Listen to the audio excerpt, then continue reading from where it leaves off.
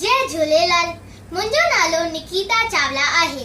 तव्हांखे ख़बर आहे अॻे साल गर्मियुनि जी मोकलुनि में मां अफ्रीका जे जंगलनि में वयमि ऐं हुते ज़ंजीबार बीट ते मां 200 साल पुराणियूं कुमियुनि खे ॾिठो।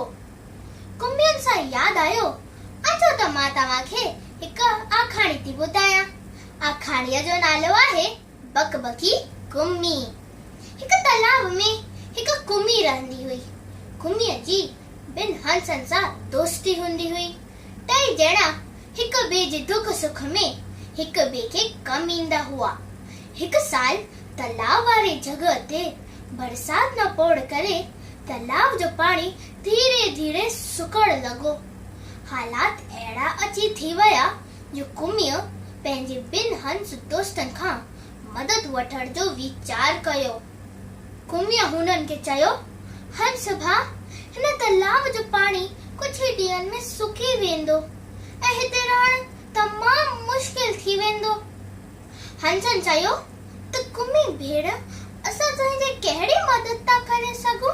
कुमीअ चयो, तव्हां मूंखे हिकु भरपूर पाणी वारे तालाब वठी हलो। हंसनि चयो, उहो कीअं?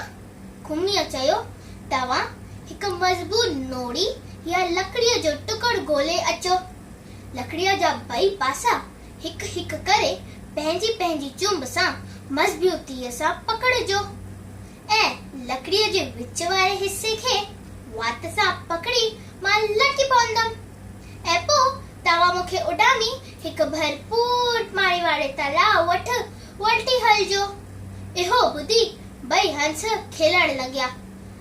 कुमी भेण, तूं जीअं चई थी असां तुंहिंजे लाइ तहिड़ो ई बंदोबस्त कंदासीं, पर असांखे हिकु ॻाल्हि जो डप आहे। कुमीअ चयो, कहिड़ी? हंसनि जवाब ॾिनो, कुमी भेण, जॾहिं असां आसमान में उॾामंदा हूंदासीं असांखे ॾिसी हेठि माण्हू तरह तरह जूं ॻाल्हियूं पिया कंदा ऐं तोखे हुननि खे ॿुधी ज़रूर गुस्सो ईंदो ऐं जॾहिं तूं हुननि खे जवाब ॾियण लाइ पंहिंजो वात खोलींदीअ तूं वञी हेठि पवंदीअ ऐं मरी वेंदीअ। इहो ॿुधी कुमीअ चयो, हंस भा, तव्हां मुंहिंजी चिंता न करियो।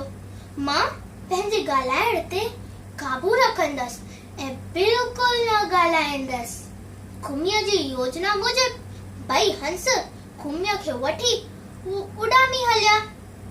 इहो नज़ारो ॾिसी हेठि माण्हू खिलण लॻिया ऐं तरह तरह जूं ॻाल्हियूं करण लॻिया। ॾिसो ॾिसो, लटकंदड़ कुमीअ खे ॾिसो, ऐं अॼु हिन मूर्ख कुमीअ खे बि उॾामण जो शौक़ु जाॻियो आहे। इहो ॿुधी कुमीअ खे गुस्सो अची वियो ऐं पंहिंजी ॻाल्हाइण जी आदत सां मजबूर जीअं ई पंहिंजो वात खोलई वञी हेठि पट ते पई ऐं मरी वई। इहो ॾिसी ॿई हंस दुखी थी विया। नसीहत, मुसीबत जे वक़्त ते असांखे पंहिंजो भलो चाहींदड़ वारनि जी ॻाल्हि ज़रूर मञणु घुरिजे। जय झूलेलाल।